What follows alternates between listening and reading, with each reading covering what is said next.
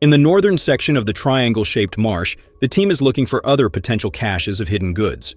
They found a piece of shaped wood 3 feet underground, which may be connected to a building nearer the surface or another one farther below. The group is committed to finding solutions, and, as the excavation progresses, archaeologist Jack Begley teams up with archaeologist Fiona Steele and her assistant Todd Langth to examine a mysterious circular foundation close to the shore. The test pit's objective is to determine whether the gap in the rocks serves as an entrance. The fact that this is the section of the entire edifice that has been located is an added benefit. The crew has found man-made mortar that matches soils from over 100 feet deep in the money pit. Additionally, some portions of the feature, as well as a variety of coins and antiquities from the 14th to the 18th centuries, have been unearthed in the money pit area. A hinge piece that Fiona thinks is a diamond or some kind of cut glass is one of the items that have led the team to conclude that the feature was utilized and altered by several people throughout a number of ages when riches may have been placed in the money pit location. Fiona is unsure, but Jack believes that this hinge may have come from a chest or box. The rest of the hinge and its contents are being bagged. As they continue to search the swamp and its possible treasure caches, the team is committed to finding the answers to these questions. Over the past 10 years, the Ligas and their team have found numerous people. The team on the surface had no idea if my Michael was safe, and they tried to call his name, but could not find him. In summary, Oak Island has been a mystery for centuries, with legends suggesting Vikings sailed there before Columbus, the lost treasure of the Knights Templar, and pirates buried gold deep underground. The mysterious Boral 10X remains a mystery, and the Lagena brothers' plan to explore it was not well prepared for the risks involved. The team was in a panic as they were underwater, unable to communicate or find Michael. They tried tapping on the pipe to send signals, but no sign of him. The surface people were tense as they couldn't shoot straight up due to the dangerous decompression stops needed to prevent serious health risks. Everyone exhaled in relief as a light appeared beneath the water's surface. Harvey had descended quite a distance, but conditions worsened inside the tunnel's narrow section, where there was no visibility and thick silt clouds made it impossible to see any before the Vikings or Columbus. Researchers continue to debate the famous lead cross found at Smith's Cove. One theory suggests it may be even older, possibly dating back to the Roman era, while another links it to the Knights Templar, a mysterious order that allegedly traveled across the Atlantic to hide their treasures. One of the largest debates in the history of the island has been raised by the discovery of the Oak Island sword, which has raised questions about whether the Romans actually lived there. The island is known for presenting items that don't make sense, including what some people claim to be Roman artifacts. The little North American island of Oak Island has been the scene of several archaeological disc finds and discussions. After the cross was examined, the lead composition was linked to southern France, which was formerly a Roman colony. This could indicate that an expedition from antiquity arrived at Oak Island millennia before anybody else did. Researchers have been trying to read the inscriptions on the 90T stone found deep within the money pit for years, and some people think the markings resemble Phoenician or Roman Eros letters. This is another intriguing discovery. The odd stone platforms and roadways discovered beneath Smith's Cove were purposefully constructed by someone rather than existing naturally. Some academics think these structures mimic ancient European engineering and may be related to Roman aqueducts or highways. Another significant controversy arose when a Roman coin was purportedly discovered close to Oak Island, but its precise origin remained unknown. This begs the issue of why an ancient Roman coin would be in the vicinity of Oak Island. Although the enigmatic wreckage at Mahone Bay has not yet been thoroughly investigated, sonar scans indicate that it may be ancient, possibly dating back to the 1400s or earlier, predating Columbus. If there is any evidence linking this wreck to the Romans, it would be revolutionary, but others believe it may be far older and potentially connected to medieval or ancient seafaring fars. Strange discoveries on Oak Island, like wooden platforms and underground tunnels, imply that someone was around for a long period before the official chronology permits. The problem with that theory is that many of these artifacts and structures predate documented colonial history. The sheer number of unexplained artifacts and structures suggests someone was here long ago, whether it was explorers, treasure hunters, or an unidentified civilization history leaving its mark on the island. Skeptics contend that many of these discoveries could be explained by later European travelers or early settlers. In the glittering world of gold mining, where fortunes are dug from the heart of the earth, one name stands out: Rick Ness. Known for his uncanny ability to strike gold, Rick has etched his legacy in the Klondike's history. But hold on. This time, Rick's journey takes an unexpected turn. He faces a pivotal moment that could reshape his mining future. What life-altering decision has Rick made, and how will it steer the course of his gold-hunting saga? There's more. Brace yourselves for the arrival of an inspiring figure, ready to lend a helping hand in Rick's most challenging hour. Who is this mystery person, and how will they impact Rick's quest for gold? Join the higher trajectory of his mining journey. Imagine the dilemma.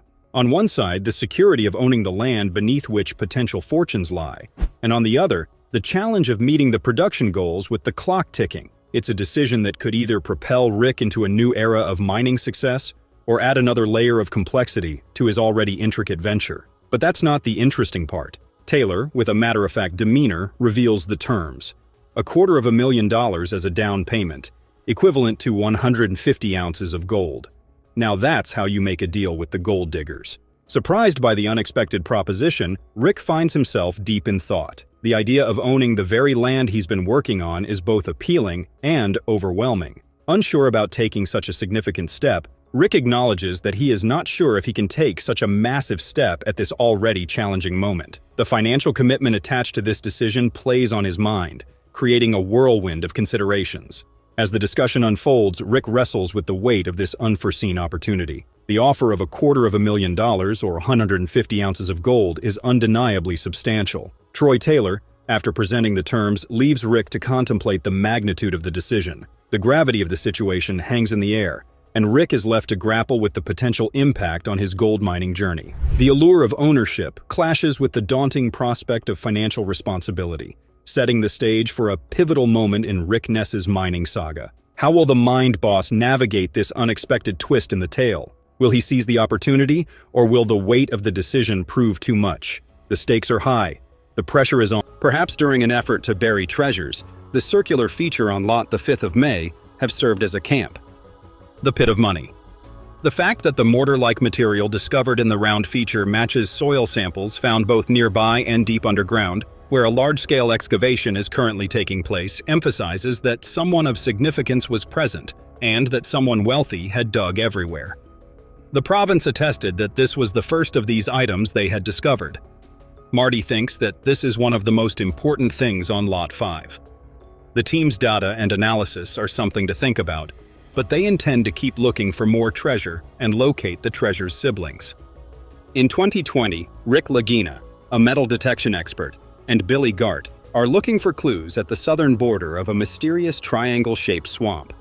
They have found ship-related artifacts and wood from ships that date back to the 15th and 18th centuries, as well as a piece of ship railing near the southern border that was carbon-dated to as early as the 8th century.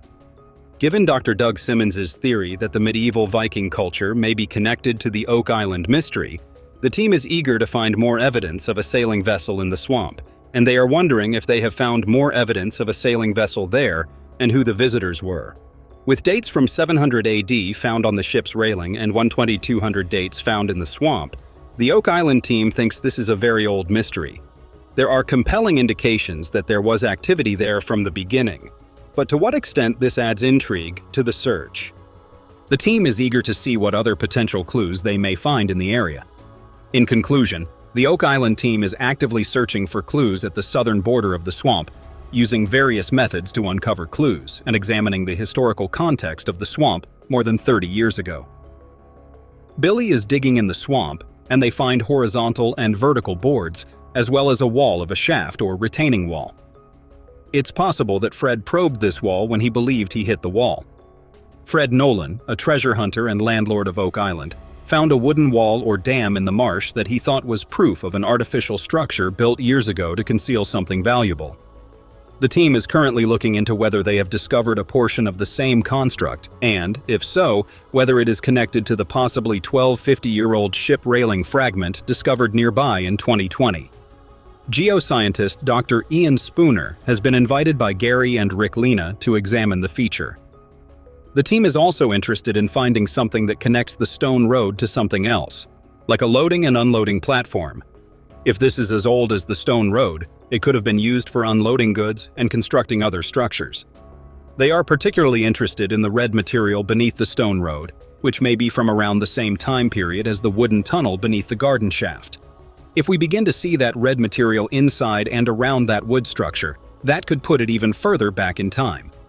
The southeast corner of the marsh is poorly understood, and in order to better comprehend its function, it is desired to excavate and reveal the complete structure. The gold is all found on the highest layer of dirt, practically sparkling in the sun. As they reflect on their mistakes and their work this season, they identify their biggest problem for this year. Their newest recruit, Mark, informs them that they are almost out of pay dirt from the cheap cut.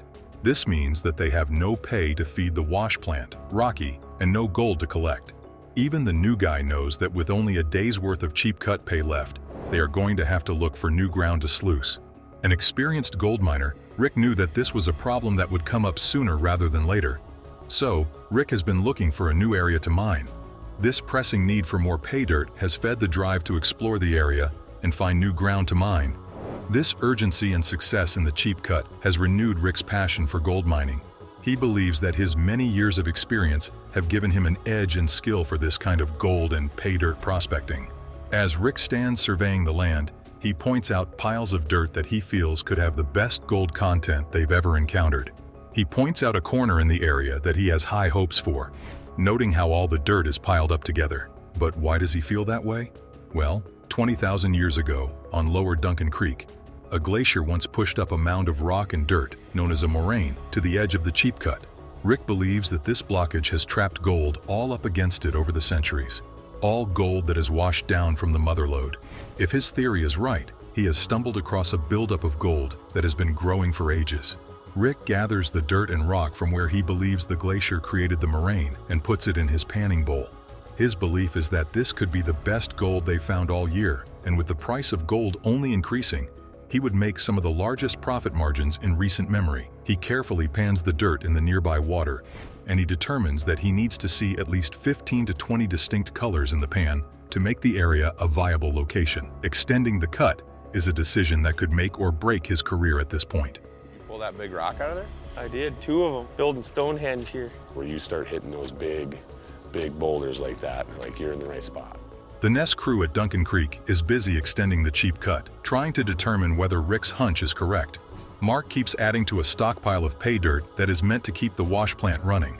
They cannot afford to shut down. However, a problem arises when they lose water pressure over at the wash plant. This is extremely frustrating as it feels as though the team is being delayed and set back every single day, unable to catch up. The leak in the water pump is quickly spotted and tells them they have to shut down operations for the day until it is patched. All of this downtime is a huge red flag, so they decide against fixing the leak and instead replacing the water pump entirely. Carl brings in the backup, and they hurry to install it with the help of a crane. The replacement won't start up, causing their hopes to come crashing down. Rick put into clearing it, setting them back even further than before. Rick's pump is only 6 inches and is no match against the estimated 6,000 gallons of groundwater currently flooding the valley. The water is leaking into the cut every moment. They realize that their plan is ineffectual and that the water pump doesn't work correctly either. Rick remembers that the Taylors have a 10-inch water pump sitting somewhere in their own equipment stash, and the only issue Rick can recall it having is that it has not been used for a couple of years. Their next step is to plumb up the hoses and place the equipment into position. Rick is worried since he knows they don't have much time left, and they need to get to the pay dirt as quickly as possible. The only thing standing in the way is the aider. Chris, a member of the Nest crew, explains that now that they have the 10-inch water pump, they will hopefully get this water cleared and the land dried out soon. Rick managed to drill the hose into place and tells the crew to fire it up. To everyone's relief, the pump turns on. Powered by a giant 465 horsepower dozer engine, the pump is said to be able to empty an Olympic swimming pool in just 70 minutes. This is around 660,000 gallons of water in over an hour. Rick points out how they can see the water being sucked out from feet away, and the hose spits out gallons of water in moments. This is a huge improvement to